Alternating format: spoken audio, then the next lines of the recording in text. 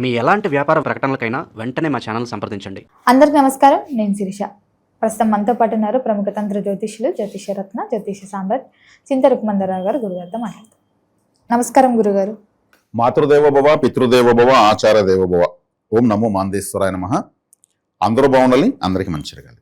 గురుగారు, ఏప్రిల్ మాసంలో విశేషంగా మీన రాశి వారికి ఎలా ఉండబోతుందంటారు? ఎలాంటి జాగ్రత్తలు తీసుకోవచ్చు అంటారు? ఈ మాసంలో గ్రహస్థితి ఎలా ఉందంటారు వీరికి?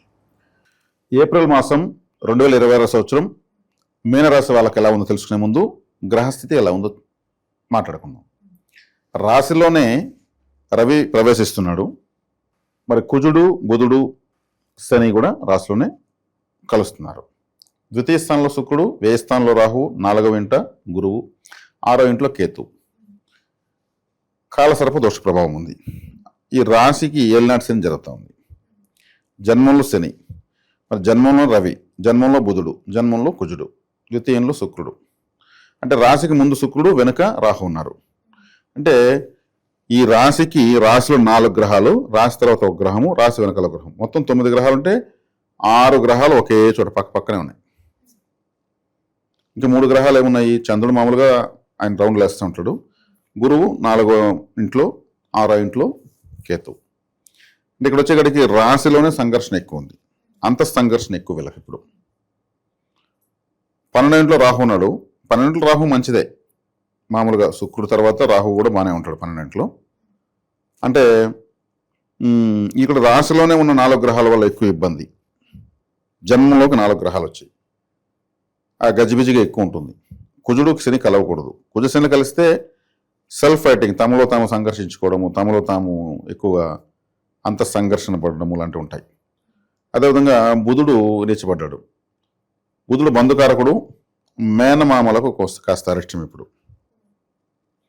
బుధుడు జన్మంలోకి వచ్చి నీచబడి ఈ గ్రహాల మధ్యలో ఉన్నారు కాబట్టి. అదేవిధంగా బ్రదర్స్ అండ్ సిస్టర్స్ విషయంలో కూడా వీళ్ళకి కొంచెం ట్రబుల్ ఉంటుంది. ఎందుకంటే సోదరి కారకుడు కుజుడు కూడా ఇక్కడే వచ్చాడు. ఆ సోదరులకు కారకుడు బుధుడు కూడా ఇక్కడే ఉన్నాడు. అదేవిధంగా 6వ ఇంటి వాడైనటువంటి రవిగ్రహం కూడా ఇక్కడే ఉంది. కాబట్టి కడుపు నొప్పి రావడము, చెస్ట్ పెయిన్ రావడము, హార్ట్ పెయిన్ రావడము, లేదా కడుపుకు సంబంధించినటువంటి గ్యాస్ట్రిక్ ప్రాబ్లము, లేదా ఇంకేదో నొప్పి రావడము, వేడి చేయడము, అజీర్ణము. కాబట్టి ఇటువంటివన్నీ వచ్చే అవకాశం ఉంటుంది. అంటే బుధుడు కాలపురుషుడికి 6వ ఇంటి వాడు, ఈ రాశికి 6వ ఇంటి వాడు రవి, ఇద్దరు కలిసి ఇక్కడ వచ్చారనమాట. రవి ఈ రాశిలో ఉండకూడదు, బుధుడు ఉండకూడదు, బాధకాధిపతి. అదేవిధంగా ఏలినాటి శని, జన్మంలో శని. ఇన్ని సంఘర్షణలు మేము రసుకున్నాయి.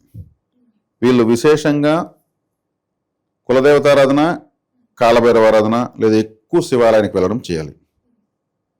అప్పుడు వీళ్ళకు ఎదుర్కొనేటువంటి శక్తి వస్తుంది.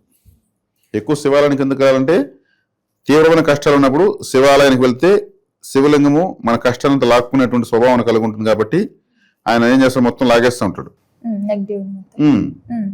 నెగిటివ్ అంతా లాగేస్తాడు. కాబట్టి శివాలయానికి ఇలా వెళ్ళి అలా రాకూడదు. ఎక్కువ బెనిఫిట్ పొందాలంటే శివాలయం ఎక్కువ ఉండాలి. తెల్లవారితో సాయంత్రం 2 పూట్ల వెళ్తే ఇంకా మంచిది. ఉదయం వెళ్ళి సాయంత్రం ప్రదోషకాలు వెళ్ళడం మంచిది. మనం ఎక్కడ వెళ్తే అక్కడ ఒక శివాలయం కనిపిస్తే అక్కడ 10 నిమిషాలు కూర్చొని వెళ్ళడం మంచిది. కాబట్టి శివాలయం పైన ఎక్కువ డిపెండ్ అవ్వాల్సినటువంటి సందర్భం ఇది. ఏలినాటి శని కూడా ఇంకా కూడా ఉంది, ఎక్కువ కాలం ఉంది. అంటే మేషంలోకి వెళ్ళి 2.5 సంవత్సరం, ఈ రాశిలో ఇంకా 1.5 సంవత్సరం పైన ఉంది. అంటే 4 సంవత్సరాల పాటు ఏలినాటి శని ఉంది. కాబట్టి శివాలయం వీళ్ళకు ఒక పవర్ బ్యాంక్, అన్నిటికీ సమస్యలకు పరిష్కారం, ఒక దిశా నిర్దేశం చేయగలిగిన ఒక ప్రదేశం. ప్రాచీన శివాలయాలకు వెళ్తే ఇంకా మంచిది. గురుబలం లేదు ప్రస్తుతానికి. 4వ ఇంట్లో గురువు ఉన్నాడు, రాశాధిపతి. ఆ జూన్ తర్వాత వస్తాడైనా ఎక్కడికి 5వ ఇంట్లోకి వచ్చి రాశిని చూస్తాడు. అప్పుడు చక్కగా ఉంటుంది. అలా ఉంటుంది. అరే ఇది కదా నిజం. మళ్ళీ పోతే ఎగ్జామ్ సెంటర్ మూసేస్తుంటారు, అంత రాసుకుని కట్టగట్టాడు వేసి పెట్టారు. అప్పుడు రాసి ప్రయోజనం ఏముంది, తెలిసి ప్రయోజనం ఏముంది. అట్లా ఈ 4 గ్రహాలు ఏం చేస్తాయంటే, ఈ రంపుల రచ్చల్లో ఈ రాశి వాళ్ళు నష్టపోతారు. అంటే ఫైనల్ చేద్దామంటే ఫైనల్ కానిరు, ప్రశాంతంగా ఉందామంటే ప్రశాంతంగా ఉండరు. అట్లా కాబట్టి ఈ రాశికి కాస్త గందరగోళంగా ఉంది. వర్రీ కావాల్సిన అవసరం లేదు, తాత్కాలికమే. దైవారాధన చేయడం వల్ల ఎంత పెద్ద కష్టమైనా జయించవచ్చు. మన బలం మనకి ఎప్పుడు చాలదు. కాబట్టి అది మనకు దైవబలం కావాలి. దాన్ని ఎలా పొందాలో అలా పొందితే సరిపోతుంది. కుటుంబ వాతావరణం ఎలా ఉంటుందంటారు ఈ మాసంలో? కుటుంబ వాతావరణము కొంచెం పర్వాలేదు, ఎందుకంటే శుక్రుడు కుటుంబ స్థానంలో ఉన్నాడు కాబట్టి వీళ్ళు కుటుంబ సభ్యులపైన ఆధారపడడం బెటర్. ప్రతి విషయానికి ఇంట్లో వాళ్ళని సలహా తీసుకోవడం బెటరు. ఏది వీళ్ళు సొంత నిర్ణయం చేయకుండా నన్ను ఏం చేయమంటారు, కూర్చోమంటే కూర్చుంటా, చేయమంటే చేస్తా, అలా చేస్తూ వచ్చేదాని వల్ల వీళ్ళు కొన్ని రోజులు మనము ఇంట్లో వాళ్ళు చెప్పినట్టు చేసే చాలనుకుంటే చాలు. సూపర్ పరిహారం అది. తొందరలో గురుబలం వస్తుంది, వీళ్ళ నిర్ణయాలే మెటీరియల్ అవుతాయి, మంచి ఫలితాలు చూస్తారు. ఈ కాలసర్ప దోషం వల్ల ఇతరులతో మోసపోయేదానికి అవకాశం ఉంటుంది, కేర్ఫుల్గా ఉండాలి. నిద్ర సరిగ్గా లేకుండా పోయేదానికి అవకాశం ఉంటుంది, కేర్ఫుల్గా ఉండాలి. ఈ రాహు 12 ఇంట్లో ఉన్నప్పుడు ఏమవుతుంది, కొన్ని నిందలు వచ్చేదానికి అవకాశం ఉంటాయి. కొన్ని నిందలు వీళ్ళు చేసే తప్పుల వల్ల వస్తాయి, వీళ్ళు చేయని తప్పుల వల్ల వస్తాయి. అటువంటివి కొంచెం కేర్ఫుల్గా ఉండాలి. నిందలు అంటే ఆ రాహు వచ్చే కాడికి ఏం చేస్తాడు, అప్రతిష్ట పాలు చేసే దాంట్లో రాహు నెంబర్ 1. అది కొంచెం కేర్ఫుల్గా చూసుకోవాలి. ఎవరితో ఏది పట్టించుకోవడం వల్ల సంబంధం లేని సమస్యలకి సమాధానం చెప్పాల్సిన పరిస్థితి వస్తుంది. వేస్థానంలో రాహుని చూస్తున్నాడు గురువు. ఆ రాహు ఏమి ఇబ్బంది ఏమి లేదు 12వ స్థానంలో. 6వ ఇంట్లో కేతు ఓకే, తను మంచి లేదు చెడ్డ లేదు, న్యూట్రల్గా ఉన్నాడు. కాబట్టి కాలసర్పదోష ప్రభావం ఉంది. ఈ టైంలో పెట్టిన పెట్టుబడులు పోతాయి. ఈ టైంలో ఎవరు నమ్మి డబ్బు తీసుకున్నా కట్టలేరు, డబ్బు ఇచ్చినా తిరిగి తీసుకోలేరు. కాబట్టి భారీ ప్రయత్నాలకు, భారీ ఆశలకు కాస్త బ్రేకులు వేస్తూ ఉండడం మంచిది. కాబట్టి ఇప్పుడు బ్రేకులు ఇరిగిపోయే రేంజ్లో బ్రేకులు దొక్కే పరిస్థితులు వస్తాయి ఇప్పుడు ఖచ్చితంగా. ఎందుకంటే ఇక్కడ గ్రహ సంఘర్షణ ఎక్కువ ఉంది. కాబట్టి ఇప్పుడు మీనరాశి అంటేనే సముద్రము, మీనరాశి అంటేనే విదేశాలు, మీనరాశి అంటేనే అది మోక్షస్థానము. కాబట్టి ఎక్కువగా పుణ్యక్షేత్రాలు తిరగడము, మరీ ముఖ్యంగా శివాలయాలు తిరగడం చాలా మంచిది. ఈ రాశి వాళ్ళు ఈ జాగ్రత్తలు ఖచ్చితంగా తీసుకోవడం వల్ల ఈ తాత్కాలికమైన గ్రహ సంపత్తి దాటుకుంటున్న తొందరలో రిలాక్స్ అవుతారు. గురుగారు, మరి విద్యార్థులకి, వ్యాపారస్తులకి ఎలా ఉంటుందంటారు? కన్ఫ్యూజన్స్ ఉంటాయి. కన్ఫ్యూజన్స్ అంటే రాశిలోనే 4 గ్రహాలు ఉన్నప్పుడు ఏమవుతుంది, గ్రహాలు నువ్వానేనా అయోమయంగా, తెలిసి తెలియనట్టుగా. అంటే ఇక్కడ ఏమని చెప్పొచ్చు అంటే, వినడానికి కొంచెం ఇబ్బందిగా ఉన్నా చెప్తాను. ఒకరు చేస్తే వంట, నలుగురు చేస్తే పెంట అంటారు. ఇక్కడ 4 గ్రహాలు నెత్తి మీద, 4 గ్రహాలు నెత్తి మీద ఉన్నాయి. అందున కుజశనులు, వాళ్ళ గొడవ, వాళ్ళకి ఇష్టమైంది కొట్టుకోవడమే, గంటలతో బోకులతో కొట్టుకుంటూ ఉంటారు. యుద్ధ గ్రహాలు ఏం చేస్తాయి, యుద్ధమే చేస్తాయి. రవి గ్రహం మధ్యలో, అది 6వ ఇంటి వాడు. 6వ ఇంటి వాడు లగ్నం రాశిలో ఉండకూడదు. 7వ ఇంటి వాడు బాధకు అధిపతి. ఇదేం బాధరా నాయన, వీళ్ళ మధ్యలో తగులుకున్నాము అని బుధుడు అంటూ ఉంటాడు.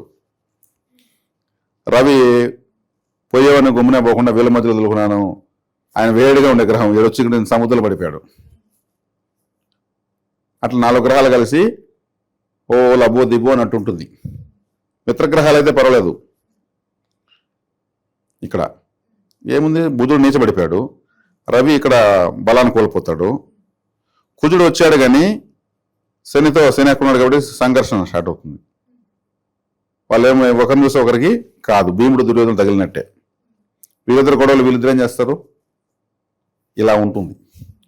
కాబట్టి ఇప్పుడు వీళ్ళకేం, ఈ రాశి వాళ్ళకి ఎటు ఉంటుంది పాపం, 4 గ్రహాలు నెత్తి మీద ఇలా ఉన్నప్పుడు పిచ్చిగా ఉంటుంది. అందుకు కాలభైరవ ఆరాధన, అందుకు నేను చెప్పినటువంటి పరిహారాలు, కాలసర్ప దోషానికి గరుకుమంతులను ఆరాధించడము. కాబట్టి ఇప్పుడు విద్యార్థులు కూడా ఎలా ఉంటుంది, ఏ క్వశ్చన్ చదవాలి, ఏ క్వశ్చన్ చదువుకోకూడదు, ఏది వస్తుందో తెలియదు, ఏది రాదో తెలియదు, ప్రశాంతంగా చదవలేరు, కన్ఫ్యూజన్ ఎక్కువ గురి అయిపోతారు. ఎగ్జామ్ పోతే అన్ని ఆన్సర్ కరెక్ట్గా రాస్తారు, క్వశ్చన్లు ఉంటాయి. వీళ్ళు కన్ఫ్యూజన్ ఎలాంటి మిస్టేక్ జరుగుతాయంటే, ఈ క్వశ్చన్ రాయాలన్న ఆన్సర్ని ఇంకో క్వశ్చన్ కింద రాసేస్తారు. ఆన్సర్ కరెక్టే, ఎంచుకున్న క్వశ్చన్ రాంగ్ అయిపోతుంది. అప్పుడు ఏమవుతుంది, నేను కరెక్ట్గానే రాశాను అంటారు, నువ్వు ఏ క్వశ్చన్ కింద రాసావు. ఇటువంటి మిస్టేక్స్ జరుగుతాయి. కరెక్ట్గా రాసి మార్కులు రాలేదంటే ఇటువంటి మిస్టేక్స్ జరుగుతాయి. అదే ఫన్నీగా చెప్తా ఉంటారు అప్పుడప్పుడు.